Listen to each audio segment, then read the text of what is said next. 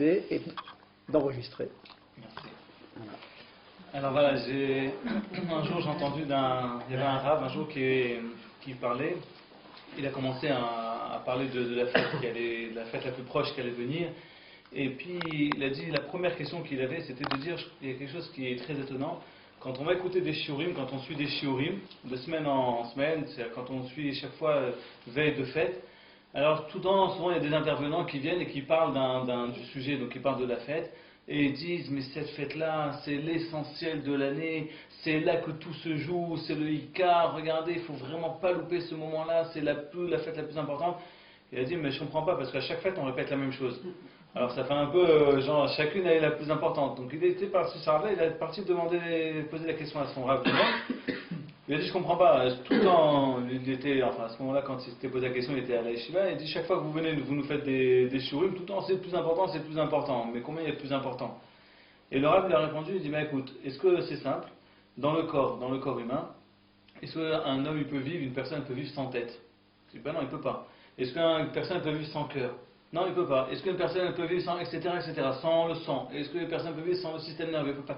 Et il a dit 3, 4, 5 choses comme ça. Il a dit, tu vois bien que chaque chose, c'est la plus importante. Puisque chacune, sans elle, eh ben, il n'y a plus de corps, il n'y a plus de vie. Donc il lui a dit, c'est la même chose. Dans l'année juive, eh bien, il y a plusieurs fêtes, il y a plein de fêtes, et chacune, elle est vraiment extrêmement importante. Mais si j'avais un choix à faire, pour moi, ce serait Pourim, la plus importante de toutes. Parce que vraiment, c'est celle que j'aime énormément. Je pense qu'on apprend énormément de choses, et j'espère que je vais arriver à vous transmettre ce que j'ai appris sur cette fête-là. Alors, le Hadar vient de commencer, et il y a écrit comme ça que Mishenichnas Hadar Marbim Besimcha. En fait, juste pour revenir un petit peu en arrière, c'est une fête qui est très complexe. Pour lui, c'est une fête qui est très complexe. Parce qu'on voit qu'il y a beaucoup de choses qui sont étonnantes. Ce qui est Mishloach Manot, Matanat Lavionim, on ne voit pas le rapport avec la fête de Purim.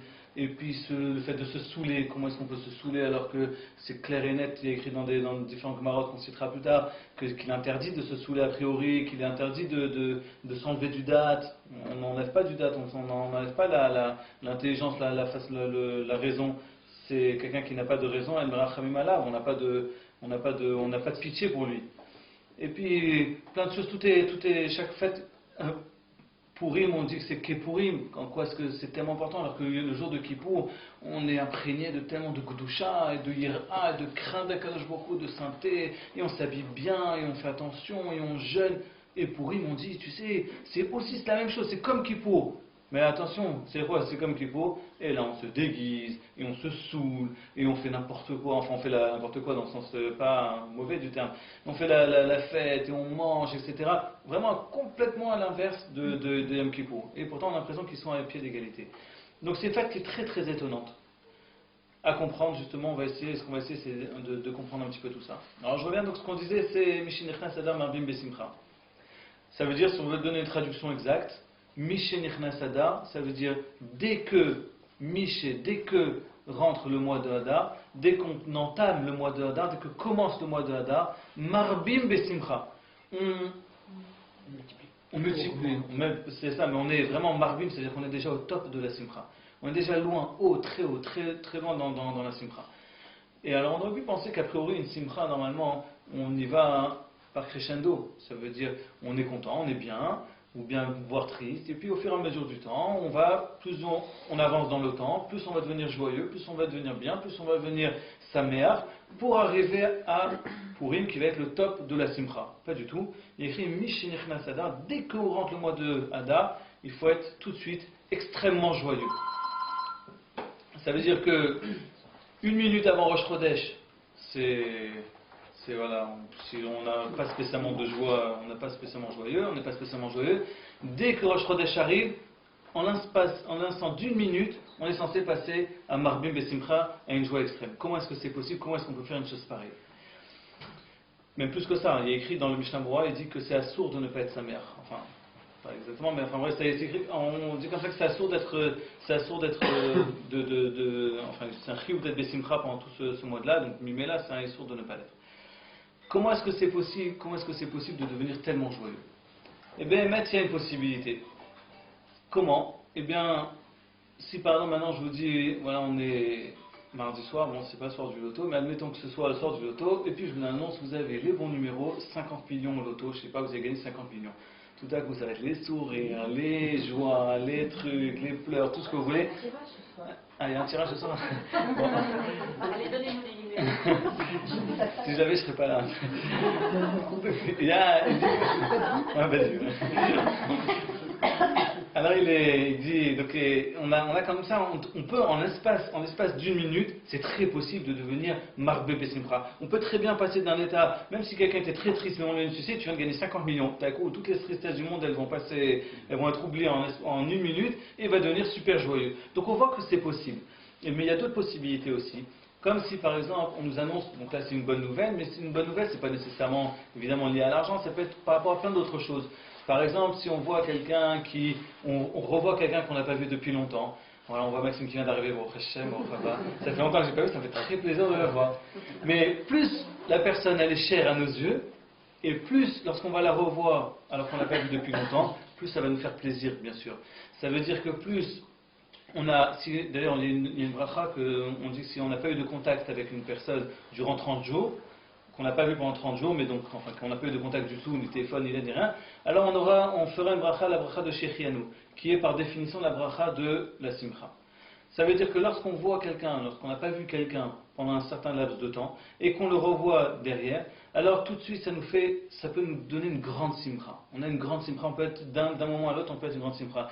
Je me rappelle quand j'étais petit, je ne sais pas si ça existe toujours, il y avait une émission à la télé, c'était je crois perdu de vue ou un truc comme ça, où c'était sur un plateau, c'était quelqu'un n'avait pas vu ça fait 15 ans, et tout à coup eux la télé l'avaient retrouvé. Et puis ils ouvraient le rideau et le voyaient, c'était des pleurs, des trucs, ils étaient comme des trucs, c'était des années qu'ils n'avaient pas revu la personne, c'était une joie intense, vraiment une joie intense. Alors maintenant, à nous de savoir qui est-ce qu'on rencontre au mois de Hadar. Qui est-ce qu'on rencontre? Quelle est cette personne-là qu'on rencontre au mois de Hadar, qui fait que d'un instant à l'autre, on va devenir extrêmement joyeux, très heureux, très très joyeux.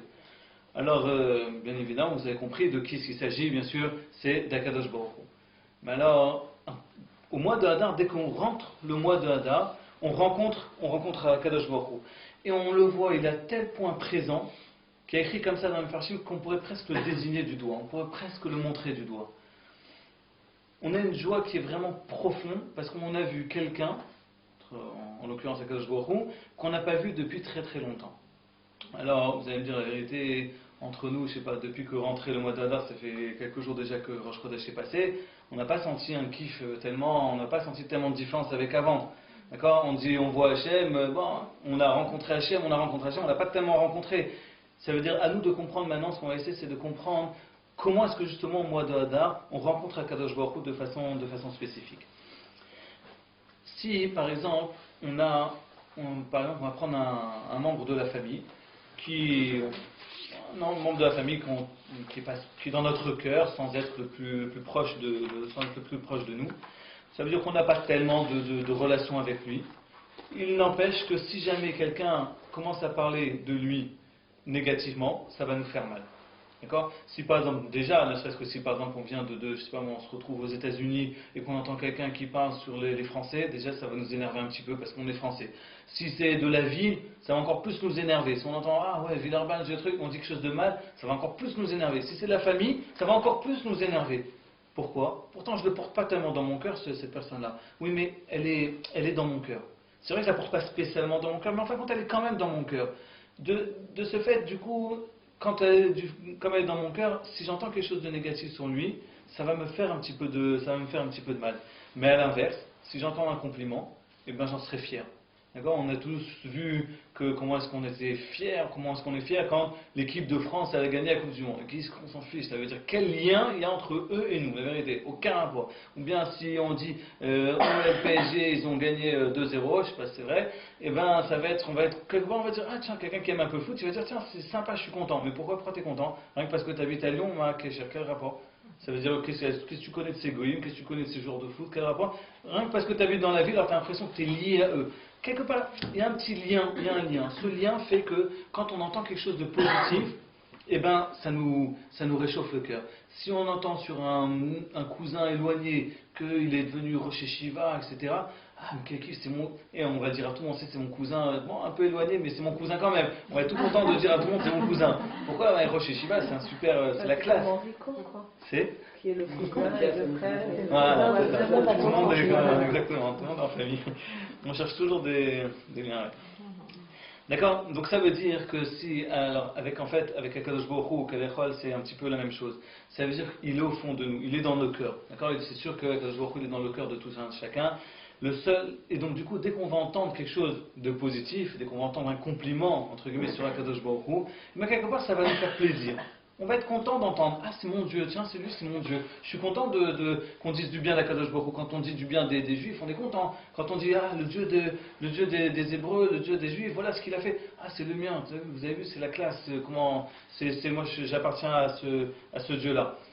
Alors ça c'est quand on est par rapport à Akadosh Baruch Hu. D'ailleurs, alors le Rambam il explique d'ailleurs, il dit que qui est-ce qui fait du shvach d'Akadosh Baruch Hu? Qui est-ce qui fait les louanges d'Akadosh Baruch Hu? Qui est-ce qui fait les plus grandes louanges d'Akadosh Baruch Hu?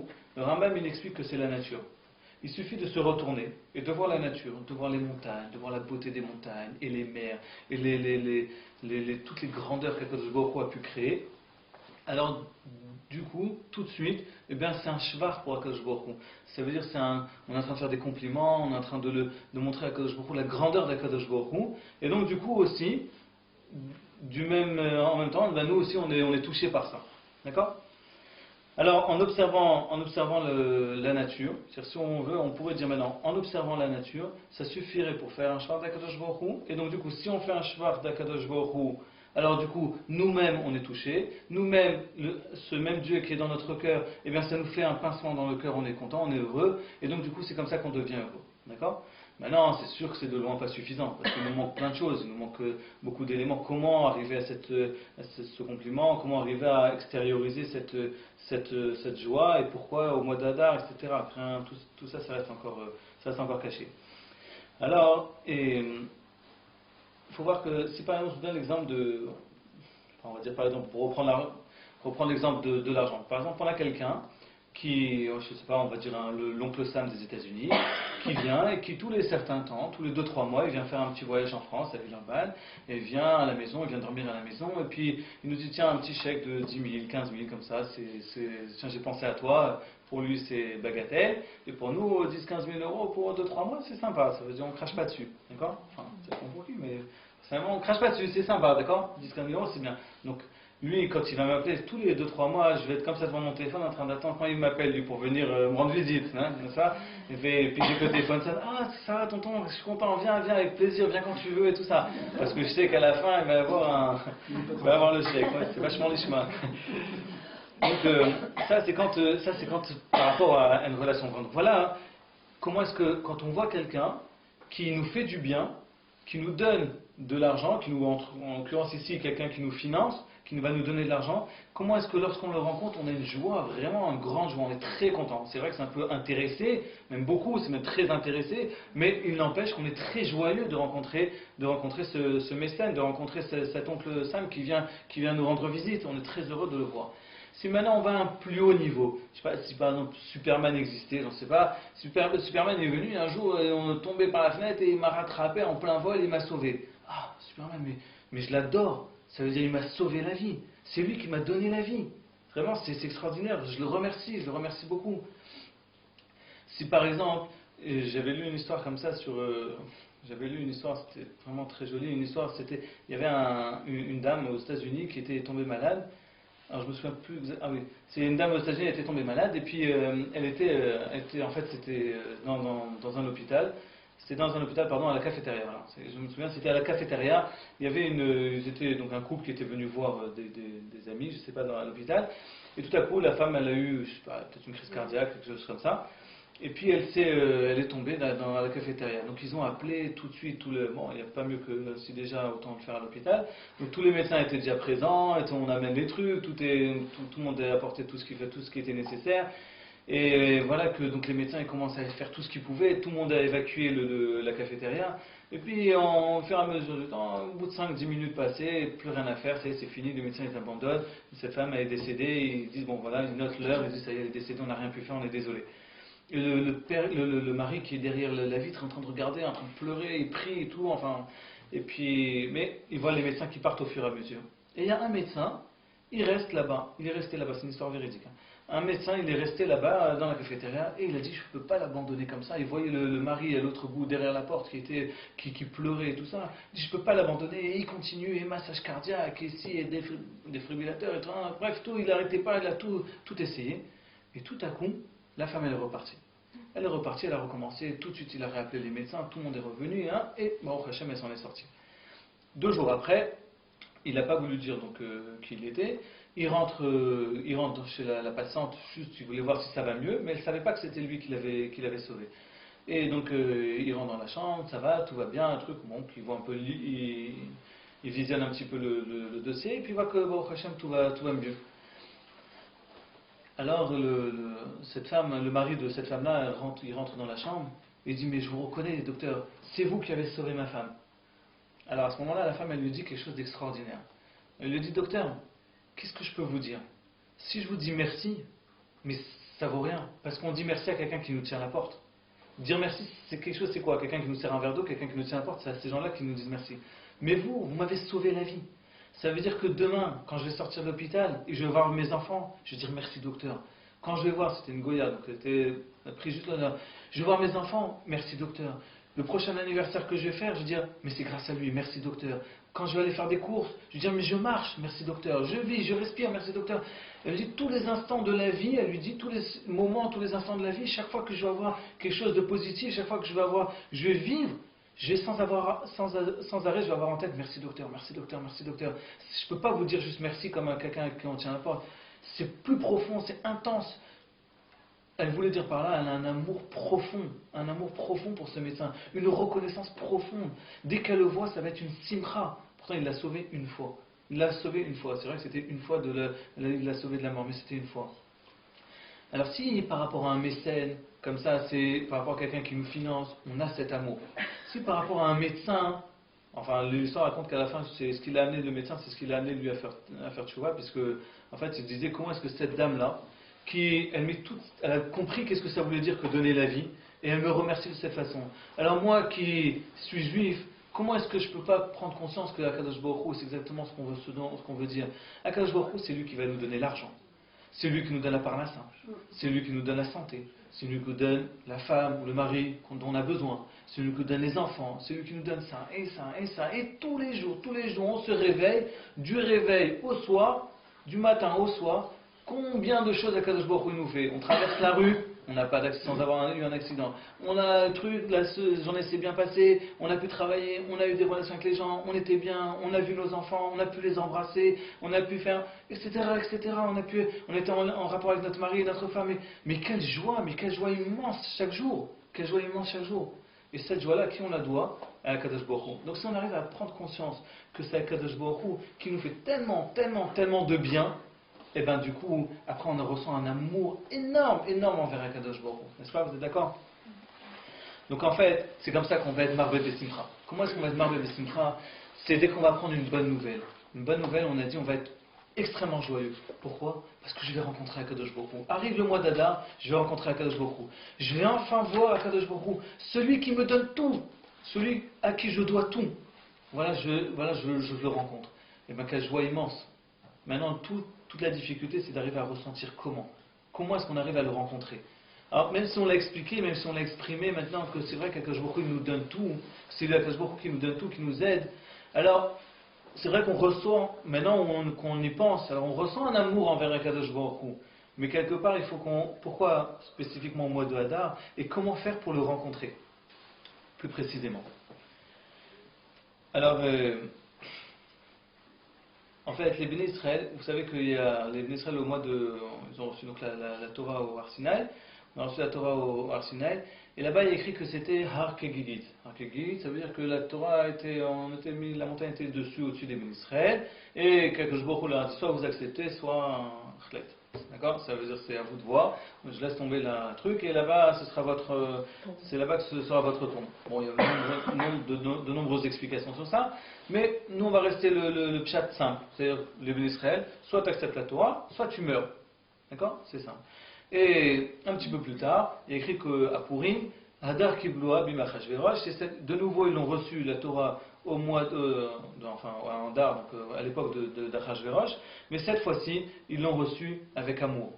Et Rachid il explique là-bas, que ça veut dire Lev, Belev Shalem, il dit là-bas que c'est Mehavat Hanes Shena'asa Lahem, avec par amour de ce miracle qui leur a été fait, par amour du miracle qu'ils ont eu au mois de Hadar, eh bien c'est grâce à ce miracle-là qu'ils ont accepté la Torah, mais cette fois-ci ils l'ont accepté Belev Shalem, ils l'ont accepté de tout cœur. Quelle est la différence entre le Nes quelle est la différence entre le Har Sinai, leur Sinaï où c'était, ils l'ont reçu là-bas ils l'ont reçu de force, et le Purim où ils l'ont reçu de plein gré. Alors, en fait, au Har Sinaï, qu'est-ce qui s'était passé? Le Har Sinaï, en fait, c'était une continuité, c'était un aboutissement de la sortie d'Égypte, n'est-ce pas? Enfin, un des aboutissements, puisque la rentrée en Israël était un autre, mais bref, c'était un des aboutissements de la sortie d'Égypte, c'était que les Bénis Israël reçoivent la Torah, afin qu'ils deviennent des serviteurs d'Akadosh Baruch Hu. Alors, les Bénis Israël, ils ont dit quelque chose à Hachem, ils ont dit quelque chose de très juste. Ils ont dit à Hachem, la vie, Chazak, merci beaucoup, tu nous as sortis d'Égypte, Chazak ou Baruch, merci beaucoup, tu nous as fait des miracles, Dam, Sefardéa, Kinim, traverser de la mer Rouge, vraiment, la manne, le truc, vraiment, tu nous as comblés, merci beaucoup. Mais maintenant, tu nous demandes d'accepter la Torah. Mais la Torah, c'est quoi? C'est la vie de tous les jours. Maintenant, dis-moi, dans la vie de tous les jours, tu vas être où? Ça veut dire des grands miracles comme ça. Des grands miracles. De quoi est-ce que j'ai été témoin? De grands miracles. De miracles exceptionnels. D'accord? Des miracles, des nissim glouim, qui sortent de l'ordinaire, du surnaturel. Alors là, Chazak, je sais que tu en es capable, et je t'en remercie, merci beaucoup, je sais que tu es capable, mais il n'empêche que dans la vie de tous les jours, j'ai pas envie de galérer avec la Torah. C'est-à-dire, j'ai pas envie. Les Israéliens ont dit, j'ai pas envie de galérer avec la Torah. Ça veut dire que c'est gentil, mais la cache-route, le truc, on n'a pas le droit de voler, on n'a pas le droit de truc, chacun avec eux. C'est une galère, il faut poser des questions sur chaque chose. C'est pas évident. Donc voilà, la dernière fois je demandais à Mourav, est-ce qu'on a le droit est-ce qu'on a le droit de se garer, un exemple, est-ce qu'on a le droit de se garer et ne pas payer le parc-mètre? Je vais vous embêter. Il m'a répondu non, c'est un saut. Il m'a dit c'est du gazelle. Gazelle clair et net. Il m'a dit c'est du gazelle. L'État il met à ton service un parking, une place de stationnement. Il te dit tu te gares à condition que tu payes. Maintenant tu ne payes pas, c'est du gazelle. Bon, si j'aurais mieux fait pas poser la question peut-être, mais en tous les cas, bon, maintenant que c'est fait, c'est fait. En tous les cas, tu l'as. Et je l'ai dit à tout le monde. J'ai pas envie d'être tout seul dans la galère. Il n'y a pas de raison. Il faut que je la cale quelque part. Avant que vous arriviez, c'est notre conversation. Ah oui? C'est qui paye et c'est qui paye. Tu aurais des jours d'honneur, toi. C'est Rav Schetzinger qui a dit. Rav Schetzinger, un jour, il a dit que c'est assaut, on est obligé de payer. Donc, bref, pour dire, les Bénis Israël, ils ont dit à Kadosh Baruch Hu, ils ont dit, mais c'est difficile, la Torah, elle est difficile. Alors, c'est vrai que si maintenant on se retrouve dans des galères, si on se retrouve dans une guerre, si on se retrouve dans des pogroms, si on se retrouve dans de l'inquisition, si on se retrouve dans toutes ces choses-là, eh bien, Hachem, excuse-moi, mais c'est difficile.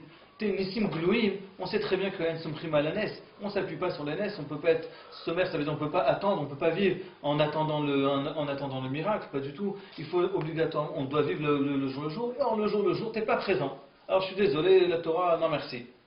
Alors Hachem il a dit non, soit tu l'acceptes, soit tu meurs. Alors bon, ben ok, on accepte. Qu'est-ce que tu veux faire? On ne va pas quitter mieux vivre en galère, on ne peut pas vivre du tout. Donc on va vivre. Mais qu'est-ce qui s'est passé au mois de Hadar, enfin l'épisode d'Esther? Cette fois-ci, c'était quoi? C'était le Nes de Purim, c'était ce qu'on appelle le Nes Nistar, c'est-à-dire c'est un Nes caché. Ça veut dire que là, qu'est-ce qu'il y a de spécifique, qu'est-ce qu'il y a de particulier?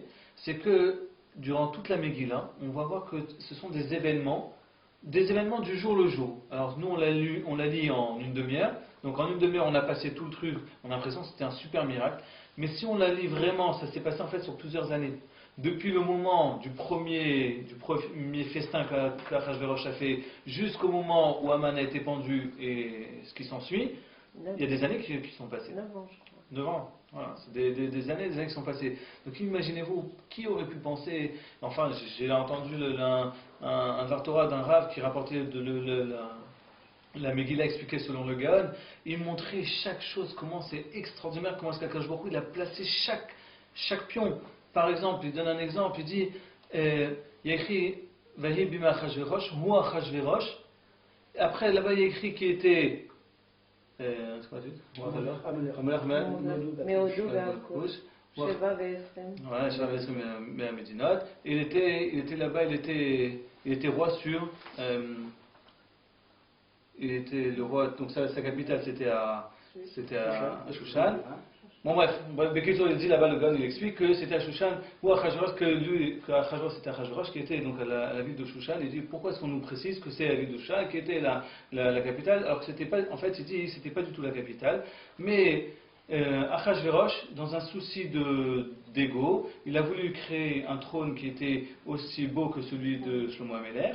Et lorsqu'il a créé, donc il a cherché des gens, il les a trouvés là-bas, des artisans qui ont pu le lui faire, ils lui ont fait là-bas, mais lorsqu'il est arrivé, il a dit bon maintenant vous me le transportez à la capitale, ils ont dit maintenant c'est trop lourd, on peut pas. Du coup il a établi la capitale là-bas. Tout ça pourquoi? Seulement parce que Esther était là-bas. Seulement parce que Mordechai et Esther sont arrivés là-bas, et qu'il fallait que Esther aille après au palais. Or, pour que choisir Esther et qu'elle arrive au palais, il fallait que Achashverosh il fasse tout ça et qu'il aille mettre sa capitale. C'est un truc de fou. Chaque pièce, qui aurait pu penser que Akadosh Baruch Hu, il place les pièces comme ça, il place les pièces.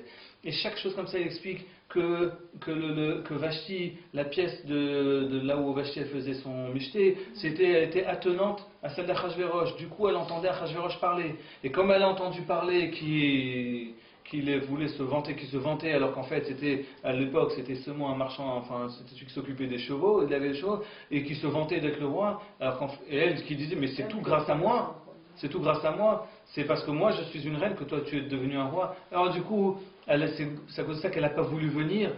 Et pourquoi? Parce que Hachem, il a fait de telle sorte que le michté de Vashti, il se passe juste à côté de celui d'Achashverosh, pour qu'elle entende ce qu'il dit, pour qu'elle réagisse comme ça. Tout est calculé. Tout est calculé. Il n'y a rien qui est laissé au hasard. Alors voilà ce que c'est que le Nes Nistar du mois de Hadar, de Purim. Le Nes Nistar, c'est de vouloir dire que Akadosh Baruch Hu, il est présent au jour le jour. Ça veut dire à chaque fois, à chaque moment de notre vie, Akadosh Baruch Hu, il est présent. Chaque fois qu'on a n'importe quelle chose qui se passe dans notre vie, alors il faut savoir que c'est Akadosh Baruch Hu qui est derrière, c'est Akadosh Baruch Hu qui nous a guidés, qui nous a dirigés. Alors, ça veut dire en fait, maintenant si on reprend un peu tout ce qu'on a dit, ça veut dire qu'au mois de Hadar, Mishinichnas Hadar, Marbim Besimcha, on devient extrêmement joyeux. Comment est-ce qu'on devient extrêmement joyeux? Quand on entend une bonne nouvelle. Quelle est la bonne nouvelle? Ou quand on voit quelqu'un qu'on n'a pas vu depuis longtemps. Quelle est cette bonne nouvelle qu'on entend au mois de Hadar? Eh bien, c'est qu'on a entendu, qu'on voit, c'est Akadosh Baruch Hu qu'on rencontre. On rencontre Akadosh Baruch Hu. Ah, mais vous allez me dire, mais on le rencontre pourquoi spécialement au mois de Hadar? On peut le rencontrer à n'importe quel moment. Voilà l'histoire de cette dame-là. On voit qu'il suffit de prendre conscience de la chose pour qu'on rencontre Akadosh Baruch Hu et que du coup, on a beaucoup d'amour envers lui. Non, c'est vrai qu'on peut le faire à n'importe quel moment, mais il y a un moment propice à ça. Et c'est quoi ce moment-là? C'est le moment de Purim. Pourquoi? Parce que le moment de Purim vient nous apprendre qu'Akadosh Baruch Hu, il n'est pas là seulement à certaines occasions quand on est vraiment dans la galère et qu'il nous sauve de façon un peu surnaturelle, mais Akadosh Baruch Hu, il est là au jour le jour. Tout ce qui nous arrive, que ce soit en bien ou que ce soit en mal, tout ce qui nous arrive, on sait qu'il y a un Dieu derrière. Mais combien c'est rassurant! Combien c'est rassurant, comment on est content, comment on vit bien quand on sait qu'il y a un Dieu qui est derrière. J'avais un mashgiach à l'Yeshiva qui nous disait, mais si j'étais goy, je me serais suicidé depuis longtemps, la vérité. Il nous disait, mais c'est trop difficile d'être goy. C'est trop difficile, il nous arrive tellement de galères, c'est tellement dur la vie. Et celui-là il est malade, et celui-là il manque d'argent, et celui-là il bosse comme un fou pour partir 2 semaines en vacances, et celui-là pour tout ça, et des galères, et tel enfant, et on galère et dans l'éducation, et dans le ci, et dans le ça, et pourquoi. La vie est tellement dure, je dis mais comment un goy il peut vivre s'il n'a pas un but? S'il n'y a pas un but, ça veut dire de vivre par, on a l'impression de vivre vraiment en bédiavad, ça veut dire c'est très très gênant, il nous disait ce mashgiach. Mais là, quand on voit que, nous on sait qu'il y a quelqu'un qui est derrière, alors on se dit, mais même quand on arrive, on a une galère, ok, c'est-à-dire on a la galère, on a la possibilité de la surmonter quand on sait que cette galère-là, elle n'est pas vraie, quand on sait que ce n'est pas le fruit du hasard. Il y a une élève qui me parlait la dernière fois à l'école, elle me disait, non, moi elle voulait me dire, je ne pense pas qu'on est obligé de voir Dieu derrière toute action. Je lui ai dit, mais je te plains. Si tu ne vois pas Dieu derrière toute action, je te plains.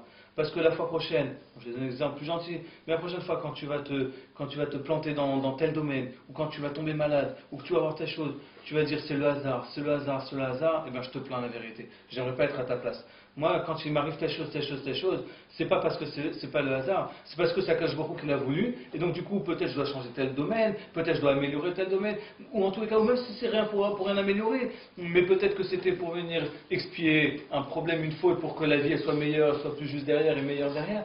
Chaque chose, je me dis, je te plains de réagir comme ça. Alors après, bon, on commence à entendre, mais ça veut dire, c'est sûr que si on met tout au hasard, si on met tout si on base tout par rapport au hasard, c'est absolument terrible. La seule façon de vivre convenablement, si on veut vivre heureux, le seul moyen pour vivre heureux, c'est de vivre en sachant que je beaucoup derrière toute chose. Et ça, quand est-ce que c'est qu'on le prend conscience, quand est-ce qu'on prend conscience de ça et comment on prend conscience de ça, c'est avec Purim. Quand on voit comment est-ce qu'Akadosh Baruch Hu il a placé chaque pion au mois durant Purim, durant toute l'histoire de Purim, alors vraiment là on a conscience, on peut s'en remettre entièrement à Akadosh Baruch Hu, et à ce moment-là vraiment la vie est belle, et à ce moment-là on aime Hachem. Plus on s'en remet à Hachem, plus on l'aime. Plus on s'en remet à une personne, déjà une personne, plus on l'apprécie. Plus on s'en remet à son mari, à son père, à sa mère, à sa femme, à son frère, plus on est dépendant de la personne, plus on l'aime. C'est normal, plus on investit dans la personne, plus on aime cette personne-là. Plus on investit en Akadosh Baruch Hu, plus on se sent dépendant d'Akadosh Baruch Hu, plus on va aimer Akadosh Baruch Hu. Purim, c'est comprendre qu'on est entièrement dépendant d'Akadosh Baruch Hu. À tous les points de vue, on est entièrement dépendant d'Akadosh Baruch Hu, et qu'il est derrière nous, dans tous les domaines, il ne nous lâche jamais. Ce faisant, on peut comprendre maintenant tout ce qu'on a parlé, toutes les questions de Purim. Par exemple, pourquoi est-ce que, vous savez que dans la Megillah, le nom d'Akadosh Baruch Hu n'apparaît pas? Pas une seule fois. Comment ça se fait? Avec un tel miracle, la vérité, on aurait pu lui faire, quand ils ont écrit la Megillah, ils auraient pu lui faire le kavod de l'écrire au moins une fois. Ça veut dire une petite dédicace, quoi, quelque chose. Ça veut dire, c'est pas rien. Pas le nom d'Hachem, pas une seule fois. Bon, il y en a qui disent que chaque fois qu'il écrit Améler, c'est le nom d'Akadosh Baruch Hu. Mais bon, en tout cas, le nom d'Hachem, il n'est pas écrit. Réponse, mais justement, c'est justement ça ce que Akadosh Baruch Hu voulait nous faire prendre conscience. Sache que je suis là, même si tu ne me vois pas. Je veux que tu prennes conscience à l'histoire de Purim, je veux que tu prennes conscience que je suis là, dans la vie de tous les jours. Même si tu ne me vois pas, ben je suis là. Combien est-ce qu'il y a d'histoires, enfin quand je leur fais un petit peu l'histoire d'Israël, combien est-ce qu'on peut voir, on peut analyser l'histoire d'Israël, du peuple d'Israël, ou bien même la civilisation, enfin l'histoire moderne, on peut analyser de façon religieuse, en voyant la main d'Akadosh Baruch Hu dans chaque chose, dans chaque guerre, que ce soit la guerre des 6 jours, que ce soit la guerre de Kippour, dans chaque guerre qu'il y a eu, on peut voir la main d'Akadosh Baruch Hu, ou bien on peut voir Tsahal, on peut voir la voix de Tsahal. D'accord? Ça ne veut pas dire qu'ils ne sont pas indispensables, on a besoin d'eux, mais sans Akadosh Baruch Hu, il n'y a rien. Des miracles incroyables. D'accord? Alors ça, c'est Akadosh Baruch Hu, c'est ce qu'il a voulu transmettre. Mais écris une Megillah, mais ne me mets pas dedans. Parce que si tu me mets dedans, alors ça va vouloir dire, tu sais, parfois j'apparais. Non, c'est pas parfois j'apparais, je suis tout le temps là. Dans la vie de tous les jours, je suis tout le temps là, et c'est de ça que tu dois prendre conscience. Autre question, vous savez qu'à Purim, on ne dit pas le Hallel. Pourquoi est-ce qu'on ne dit pas le Hallel? Parce que qu'est-ce que c'est que le Hallel? Le Hallel, c'est la possibilité de faire des louanges, en fait, c'est faire des louanges d'Akadosh Baruch Hu. Mais qui dit faire des louanges d'Akadosh Baruch Hu, dit que je vais le nommer et je vais le montrer. Or, le but de Purim, c'est si on prend conscience qu'Akadosh Baruch Hu est présent dans la vie de tous les jours, c'est le plus grand des Hallel qu'il peut y avoir. La plus grande des louanges qui peut exister, c'est pas de dire Hachem, merci pour ce que tu nous as fait dans Yetziat Mitzrayim. Ça c'est joli, c'est bien, c'est une belle louange. On fait le Hallel à Pessah. On dit merci Hachem de nous avoir fait Dan, Sefardéa, qui nous avoir sorti d'Égypte, de nous avoir fait traverser. On fait des louanges pour ça. Mais la plus grande des louanges, c'est de dire Hachem, je sais que tu es là au jour le jour.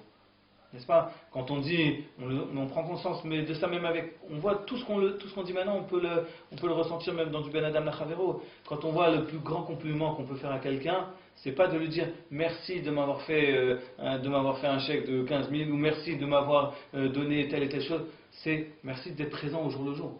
Merci d'être à mes côtés. C'est ça c'est le plus beau, c'est quand tu m'aides au jour le jour, que tu es à côté de moi au jour le jour, c'est ça le plus beau, c'est là qu'il y a le plus d'amour. C'est la même chose. Akadosh Baruch Hu, la plus grande louange qu'on peut faire à Akadosh Baruch Hu, c'est de dire tu es là au jour le jour et je te remercie. Vraiment, je te remercie que tu me donnes tout, que toute ma vie, toute ma journée, elle passe grâce à toi. Autre chose, il y a écrit Hakore ta Megillah le Mafriya lo Yatsa. Celui qui lit la Megillah à l'envers, enfin dans le désordre, il n'est pas quitte. Pourquoi? C'est simple. Parce que celui qui lit à l'envers ou dans le désordre, il n'aura jamais une suite dans l'histoire. Ça sera du tout et du n'importe quoi. Comme on a dit, chaque chose est placée. Pourquoi Achashverosh il était là-bas? Pourquoi est-ce qu'il a établi son royaume à tel endroit? Pourquoi est-ce qu'il a voulu, etc., etc. D'où il vient? Qui il était? Pourquoi est-ce que c'est lui qui a été choisi? Chaque chose est placée de façon stratégique. Mais si on le fait dans le désordre, eh bien après ça n'aura plus aucun sens. Donc celui qui lit la Megillah à l'envers, il est pas quitte. Donc c'est la raison aussi pour laquelle il faut sauter aucun mot et tout ça. Voilà. Pourquoi est-ce qu'on saute aucun mot? Exactement. Aucun mot, aucune lettre, tout est exactement. C'est juste. Parce que sinon, si on rate un élément de l'histoire, on ne comprend plus rien. Il y a une pièce du peuple qui manque, qui est manquante, et il est incomplet, du coup on comprend plus rien. Comment? Et 2 fois. Quoi d'autre? L'écouter 2 fois. Ouais. Pourquoi? Je sais pas, il faut l'écouter 2 fois. Il faut l'écouter 2 fois, oui, mais... Pour être quitte, il faut l'écouter 2 fois, le soir du jeûne et le lendemain. Une seule fois, si tu n'as que cette possibilité, mieux vaut l'écouter le matin que le soir. Moi, on m'a toujours dit qu'il fallait l'écouter 2 fois. Oui, il faut. Mais si tu n'as pas la possibilité, essaye au moins une fois. Oui, d'accord. Si tu dis à celui qui a écouté qu'une seule fois, il n'est pas quitte, le pauvre, tu le tues. Hein. Non, mais moi, je crois que c'était 2 fois, moi. Mishloach Manot, Matanat Le'Evionim, c'est quoi tout ça? Ce sont des dons. Alors, je réponds à tout de Si. Allez.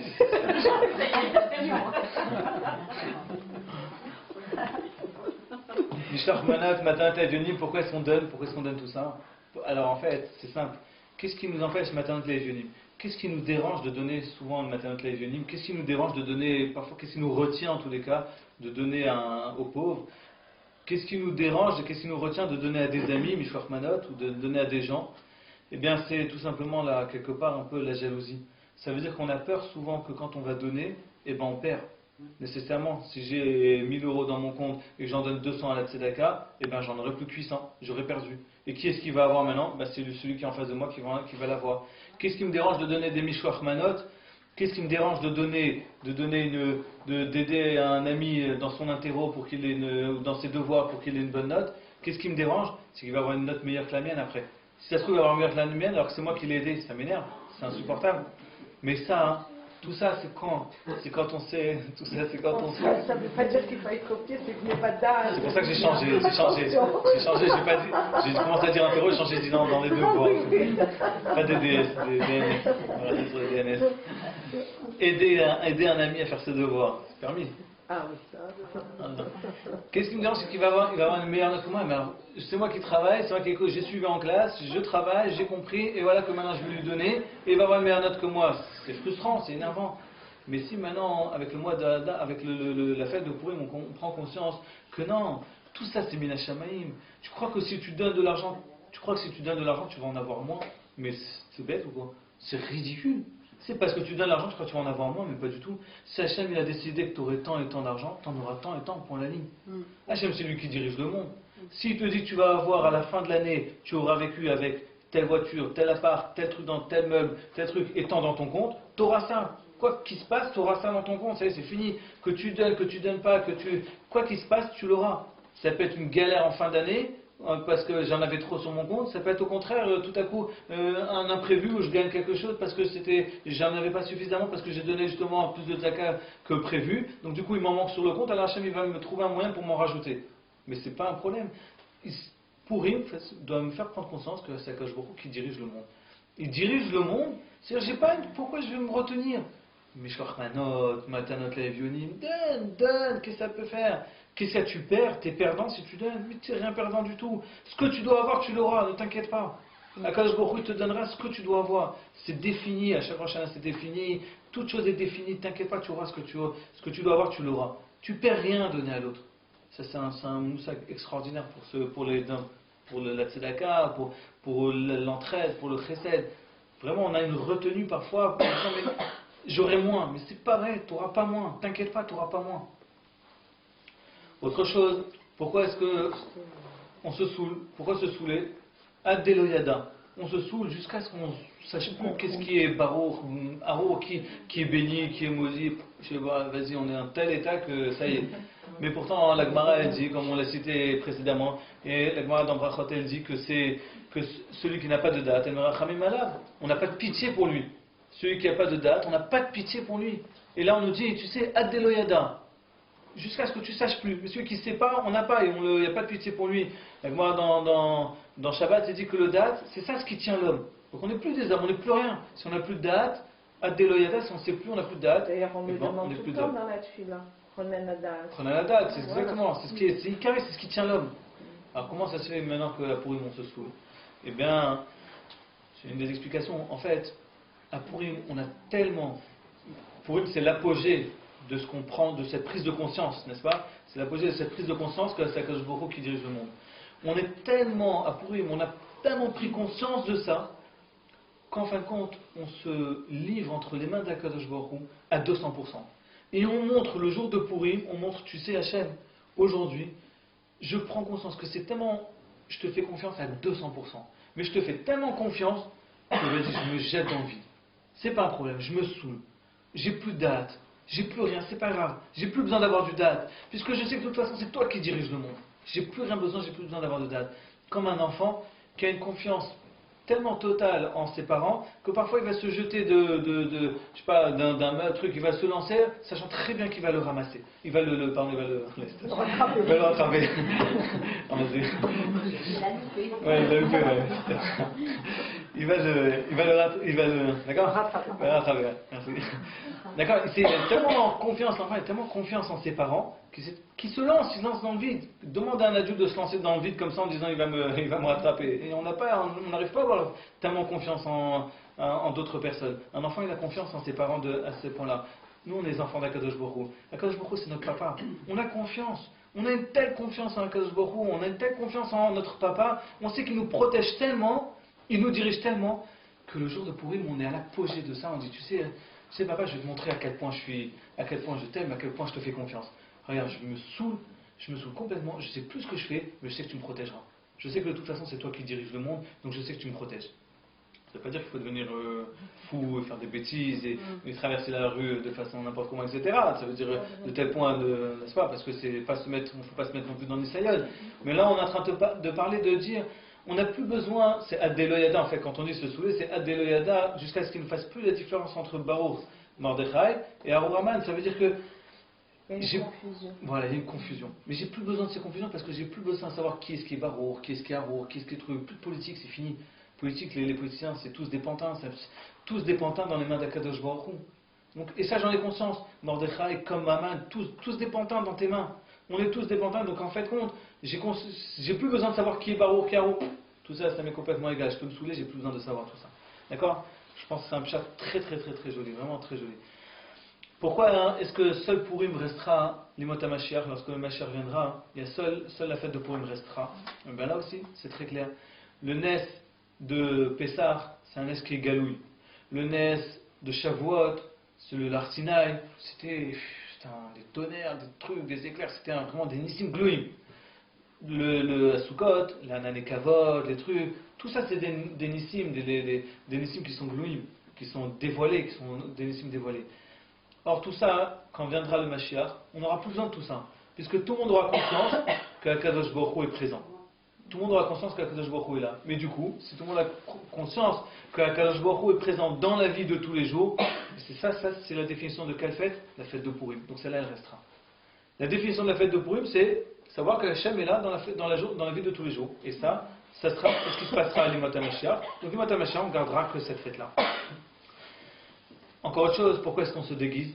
Eh bien, pourquoi? D'abord, on dit ce connu de Nafoku, d'accord, c'est l'inverse. Mais pourquoi? Parce qu'en fait, tout le monde n'est qu'un grand.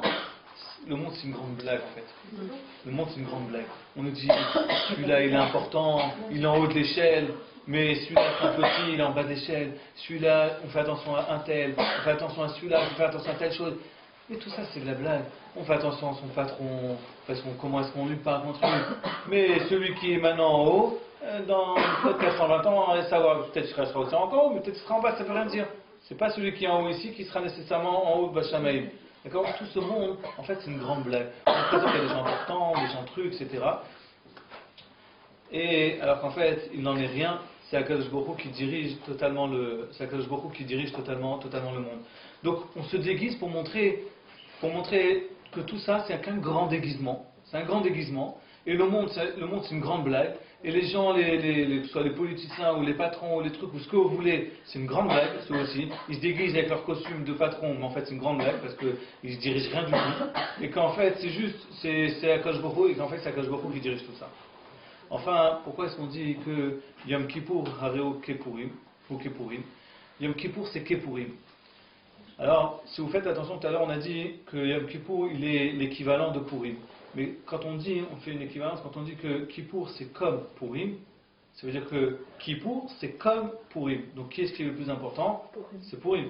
Parce que c'est Kippour qu'on veut imaginer, qu'on veut comparer à Purim.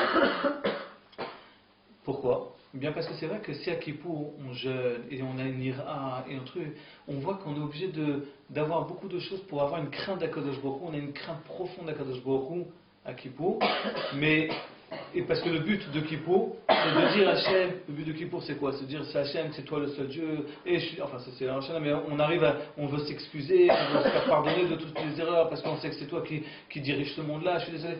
Mais Purim, c'est le top de ça.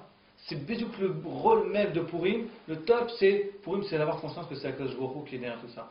Donc voilà, en fait, Purim, on a tout à gagner, c'est pour ça que je vous dis que je pense, à mon sens, Purim, c'est Béhémet, la fête la plus importante. Parce que si les autres fêtes, même si elles sont importantes, mais quelque part, en tout cas dans ce domaine-là, elles nous font prendre conscience que d'Akadosh Baruch Hu, etc., on voit les Nissim Glouim et tout. Mais là, avec la fête de Purim, on voit qu'Hachem, il est présent dans la vie de tous les jours. Il est là, sans arrêt, sans arrêt. Chaque jour, quand on se réveille, du matin jusqu'au soir, une nombre de choses qui se passent, tout est grâce à Akadosh Baruch Hu, et on a un amour profond pour Akadosh Baruch Hu en lui disant merci papa pour tout ce que tu nous donnes. Voilà. Des questions? Aucune question? S'il n'y a pas de questions, c'est ça, ils n'ont rien compris.